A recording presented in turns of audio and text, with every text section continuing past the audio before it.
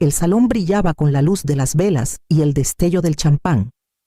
Todo estaba planeado hasta el último detalle, el toque característico de Alejandra. Menús con detalles dorados, mesas asignadas con esmero, un cuarteto de jazz tocando suavemente en un rincón. Mauricio lucía impecable en su traje, a medida con su brazo alrededor de su nueva esposa, ambos radiantes, con ese calor de recién casados. Yo estaba sentada en una mesa redonda al fondo junto a una escultura de hielo. Mi nombre estaba mal escrito en la tarjeta del lugar, pero no dije nada. La madre de Alejandra, Carmen, ya había dado un discurso antes esa noche, con lágrimas y palabras elocuentes, hablando de cómo vio a su hija convertirse en una mujer fuerte. El salón aplaudió con cortesía, algunos incluso secándose lágrimas. Yo no hablé. Nadie me lo pidió. El tintineo de una cuchara contra una copa silenció la sala. Mauricio se puso de pie, micrófono en mano, su brazo aún alrededor de la cintura de Alejandra. Carraspeó sonriendo a los invitados.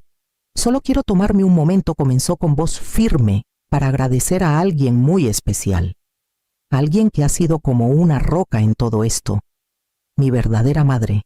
Giró la mirada a través del salón, no hacia mí, sino más allá, hacia Carmen. Carmen, gracias por acogerme en tu familia, por ser una presencia tan amorosa y constante. Soy muy afortunado de tenerte. Los aplausos estallaron de inmediato. Las sillas se movieron. La gente miró primero a Carmen, luego a mí. No me moví. Mis manos permanecieron cruzadas en mi regazo, la servilleta aún intacta sobre mis piernas. Mantuve una sonrisa pequeña y serena. Tengo años de práctica escondiendo cosas detrás de esa sonrisa. Carmen puso una mano sobre su corazón con un gesto elegante, secándose bajo los ojos, como si todo fuera demasiado. Alejandra se inclinó y besó la mejilla de Mauricio. Alguien en la mesa de al lado murmuró: «Qué hermoso». No sentí nada de eso. Solo un vacío repentino en el centro de mi pecho, como si un hilo estirado demasiado fuerte finalmente se hubiera roto. Miré la vela frente a mí, la llama titilando apenas, y pensé: así se siente desvanecerse. Más tarde, cuando bailaron su primer baile y todos se reunieron alrededor, me quedé sentada. Vi a mi hijo girar a su novia su rostro iluminado de alegría, y me di cuenta de algo que no había querido admitir antes. Esto no fue algo de una sola vez.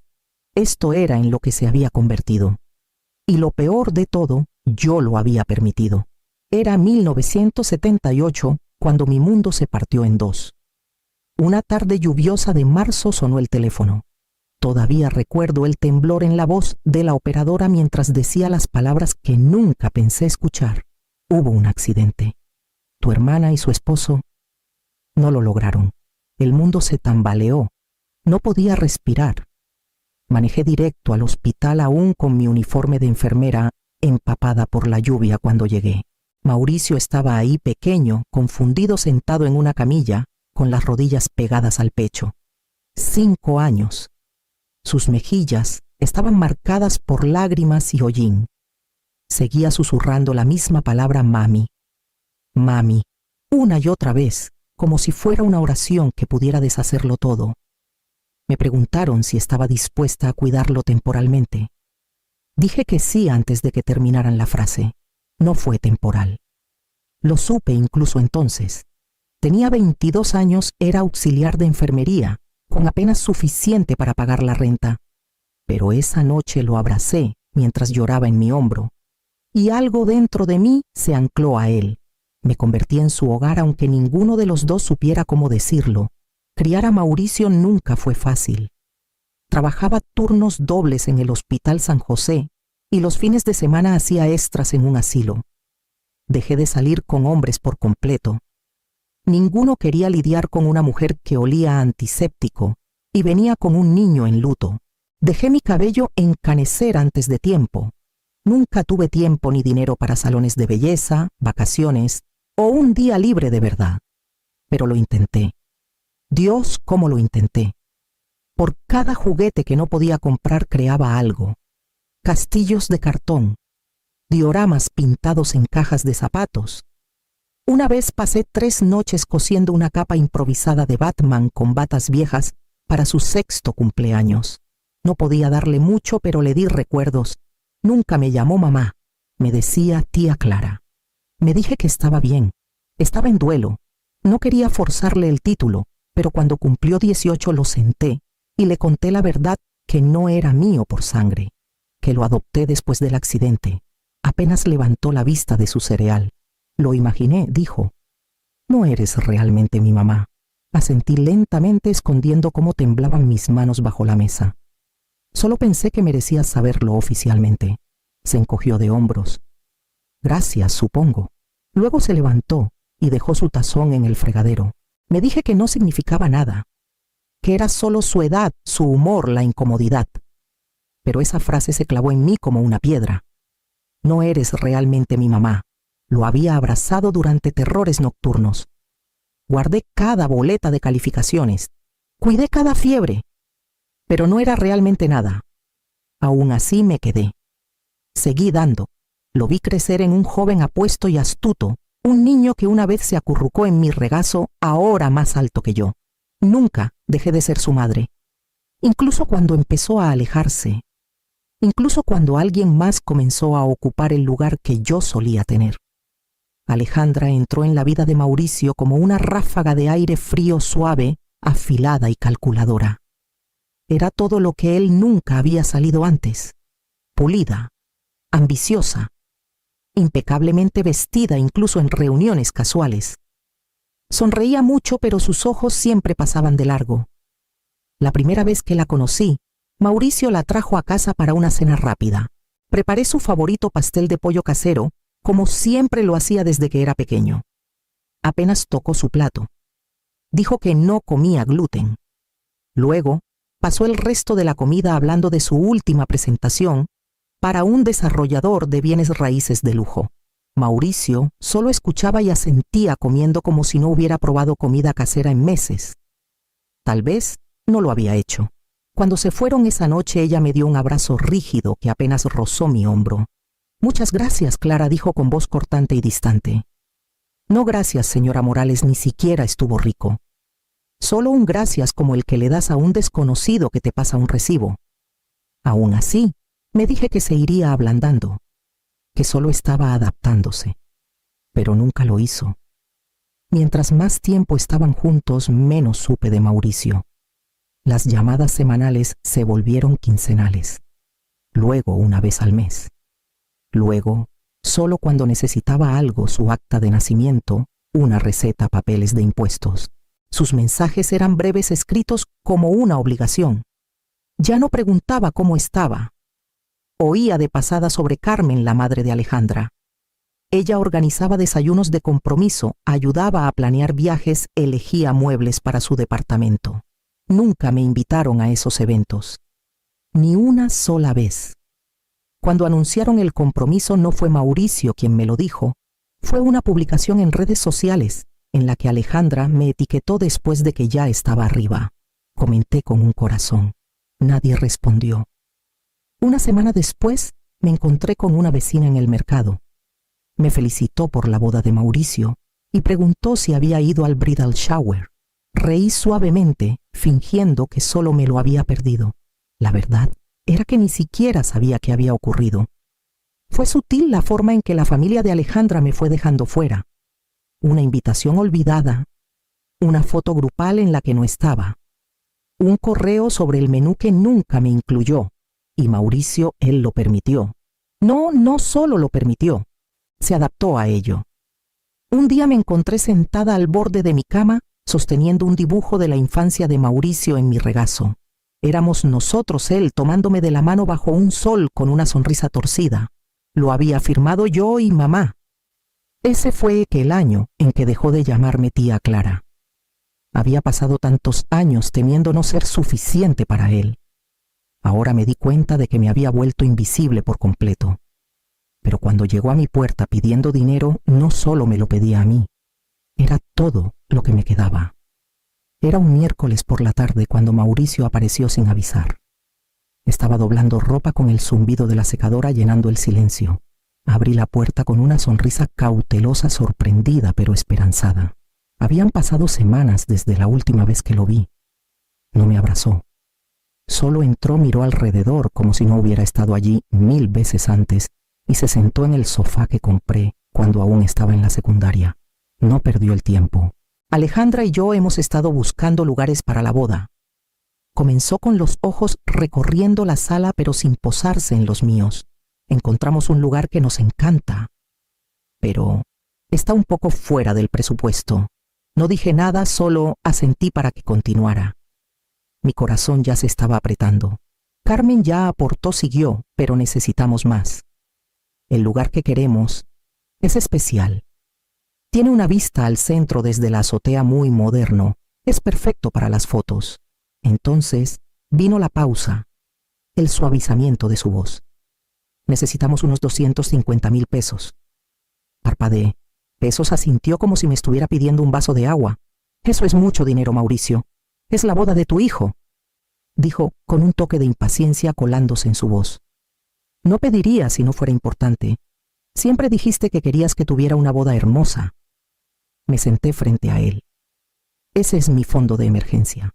El dinero que he ahorrado para cuentas médicas, o dudé para mi funeral cuando llegue el momento. Se recostó cruzando los brazos. Si de verdad me quieres, no harás de esto un tema de dinero. Lo miré, mi hijo, el niño al que arrullé durante fiebres, el adolescente al que esperé despierta tras los bailes escolares, el hombre que ahora apenas reconocía. Tragué duro y asentí. Dame un día, dije. Iré al banco. Se levantó sin sonreír. Gracias, mamá. Alejandra estará aliviada. Ya reservamos la fecha. No preguntó cómo conseguiría el dinero. No preguntó si estaría bien después. Se fue con un rápido y distraído hablamos pronto. Al día siguiente en el banco, retiré cada peso de mi cuenta de ahorros. La cajera me miró raro. Firmé los papeles con manos firmes, pero algo dentro de mí temblaba. De vuelta en casa escribí el cheque, lo sellé en un sobre y esperé a que Mauricio pasara. No lo hizo. Alejandra lo recogió de mi porche sin tocar. No hubo llamada de agradecimiento, ni mensaje, ni reconocimiento. Pasaron las semanas. Apenas me mencionaban en las llamadas de planeación. Alejandra envió un correo pidiéndome que usara algo neutro para no desentonar con la decoración. Respondí con un por supuesto. No hubo respuesta. La boda avanzaba y yo aparentemente debía permanecer en segundo plano. Aún así llegué temprano. Vestí de coral, ni muy brillante ni muy pálido. Sonreí cuando tomaron fotos sin mí. Y cuando Mauricio se levantó para dar su discurso, crucé las manos en mi regazo y escuché. El vestido fue lo único que compré solo para mí, coral. Suave pero no apagado. No beige, no tímido. Era el único color que siempre amé, pero rara vez me atreví a usar. Demasiado brillante, demasiado llamativo, demasiado visible. Pero esta vez no pedí permiso. La vendedora dijo que le daba calidez a mi piel. Le creí. Lo mandé ajustar ligeramente, pagué extra por un forro adecuado.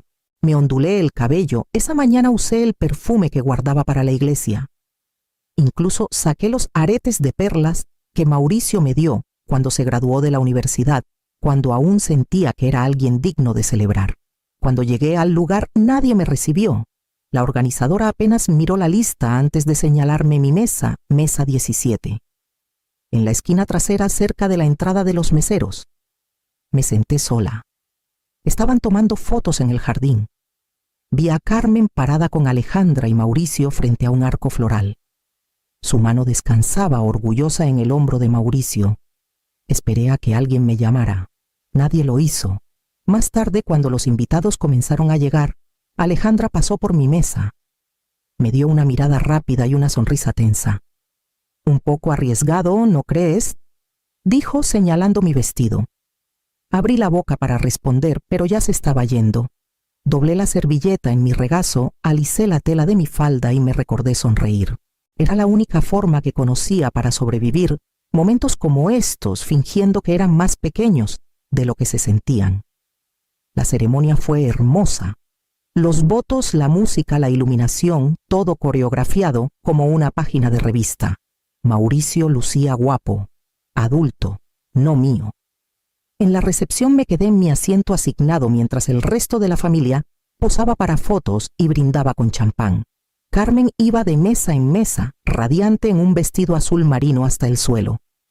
Alejandra estaba resplandeciente. Mauricio sonreía a todos, pero ni una vez miró hacia mí. Luego vinieron los brindis. Carmen habló primero. Elogió la bondad, la gracia, la ambición de su hija. Agradeció a Mauricio por unirse a su familia. Los aplausos fueron cálidos. Luego Mauricio se levantó. Sostuvo el micrófono como si fuera algo sagrado. Sonrió al salón y dijo: quiero agradecer a alguien que ha significado el mundo para mí, alguien que ha sido como una roca en todo este proceso, mi verdadera madre. Se giró hacia Carmen. Gracias por acogerme en tu familia. Te quiero. Los aplausos fueron más fuertes esta vez. Los invitados me miraron luego, apartaron la vista rápidamente. Algunos parecían confundidos. Otros solo asintieron aplaudiendo cortésmente. Me quedé sentada con las manos cruzadas, el vestido brillando como una herida abierta. Sonreí. Eso es lo que más recuerdo. Sonreí como si no significara nada. Pero dentro de mí algo se rompió. Silenciosamente, permanentemente, y mientras veía a las personas que había pagado para celebrar, supe que algo tenía que cambiar. Llegué a casa de la boda un poco después de la medianoche. No encendí el televisor ni me quité los zapatos. Solo me senté al borde de la cama, mirando el vestido coral arrugado en mis rodillas, como una pregunta que ya no quería responder. El departamento estaba en calma, cada sombra demasiado familiar. Mis ojos vagaron hacia la estantería llena de álbumes de fotos que nadie pedía ver, y luego al closet del pasillo donde guardaba la caja. Hacía años que no la abría, tal vez una década, pero sabía exactamente dónde estaba la llave. Pegada bajo el cajón de mi cómoda, había un sobre etiquetado «Solo emergencias». Dentro la llave encajó perfectamente en el candado de metal viejo. Saqué la caja de debajo de mis abrigos de invierno y la llevé a la mesa. Adentro había registros, inversiones, ahorros, escrituras, documentos. Pilas de estados de cuenta con mis notas garabateadas en los márgenes. Certificados de depósito que había renovado silenciosamente durante años. El terreno cerca de Valle de Bravo, que mi padre compró en los 60, ahora valía 10 veces lo que pagó. Mi padre siempre creyó en prepararse para lo peor sin mostrarlo. La riqueza más ruidosa suele ser la más débil, me dijo una vez. Quédate callada, quédate lista, su método. Contuve el aliento. No era rica, no según los estándares de Alejandra, pero estaba lejos de ser la anciana indefensa que asumían que era. Había más de 6 millones de pesos en esa caja y más si el mercado se mantenía. A la mañana siguiente, llamé al señor Ramírez, el mismo abogado que manejó la herencia de mi padre. Programé una cita y entré a su oficina con una carpeta de documentos y un plan claro. Quiero cambiar mi testamento, dije. Levantó la vista. ¿Quiere agregar a alguien? No. Quiero quitar a alguien. Y así eliminé a Mauricio de todo. Cada cuenta, cada escritura, cada peso. En su lugar creé una fundación pequeña, pero significativa para mujeres como yo. Madres adoptivas solteras que criaron hijos sin ayuda, sin aplausos, sin agradecimientos. El señor Ramírez no hizo preguntas. Solo asintió e hizo que fuera legal. Al salir de su oficina, el sol golpeó mi rostro de una manera que me hizo detenerme en la banqueta. Por un breve segundo no me sentí olvidada. Me sentí vista, pero no por alguien más, solo por mí. Y esa fue la primera vez en años que me di cuenta de cuánto me quedaba por reclamar. El penthouse tenía ventanas de piso a techo y un silencio que se sentía ganado. Me mudé 2 semanas después de finalizar los papeles de la fundación, sin anuncio, sin dirección reenviada. Solo un cambio silencioso, cajas llevadas por desconocidos a un espacio que no se parecía en nada a la vida que había vivido antes, y ese era el punto. 3 días después de mudarme, Mauricio y Alejandra aparecieron sin invitación. El conserje llamó vacilante. «Hay una pareja aquí preguntando por usted, el señor y la señora Morales». Los dejé subir. Cuando las puertas del elevador se abrieron y entraron, sus rostros se congelaron. Alejandra parpadeó ante los pisos de mármol. Mauricio miraba entre la vista y yo. «Mamá, ¿qué es este lugar, mi hogar?», dije simplemente. Caminaron lentamente como turistas en un museo. Alejandra pasó los dedos por el borde de la mesa del comedor. Mauricio seguía mirando entre la vista y yo. «No entiendo», dijo finalmente. «¿Cómo pudiste pagar esto?». Caminé hacia el aparador, me serví un té y tomé un sorbo tranquilo antes de responder. «Mi padre me enseñó a invertir». Escuché. Mauricio me miró como si intentara hacer cuentas que no cuadraban. «¿Por qué no me lo dijiste?», preguntó. Lo miré a los ojos. «Nunca preguntaste». Alejandra abrió la boca, pero levanté una mano. «Ya no importa. No estoy interesada en explicarme a personas que solo me escuchan cuando hay dinero de por medio». Se quedaron ahí atónitos. El silencio entre nosotros no fue incómodo, fue claridad.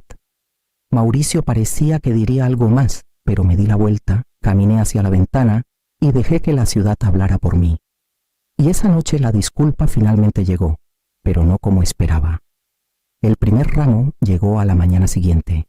Rosas blancas, una tarjeta firmada solo con su nombre. Luego vinieron los mensajes: Alejandra, luego Mauricio, luego Alejandra otra vez. Primero educados, luego suplicantes, luego silenciosos. Carmen llamó y pidió aclarar las cosas. Le dije que no tomaba reuniones con personas que solo aprendieron mi nombre después de que desapareciera una chequera. Pasaron 3 días. Luego Mauricio llamó y preguntó qué quería. «Quiero una disculpa pública», dije, «en video, publicado donde todos puedan verlo». Estuvo callado tanto tiempo que pensé que la línea se había cortado. «Eso es humillante», murmuró finalmente. No respondí. No necesitaba hacerlo. Esa semana el video apareció en línea. Estaba sentado en lo que parecía su oficina, pálido, con las manos cruzadas torpemente frente a él. Sin guión, sin música de fondo. Solo Mauricio enfrentando la cámara con ojos cansados. Habló de mí, de todo lo que hice por él, de cómo lo dio por sentado. Admitió que me crió cuando nadie más lo hizo, que me ignoró, me avergonzó, me borró. Dijo que no esperaba perdón, solo que yo merecía ser vista. Los comentarios se llenaron rápido, la mayoría enojados, decepcionados con él, algunos defendiéndome, otros simplemente atónitos. Esa noche vi el video una vez sola con las luces apagadas.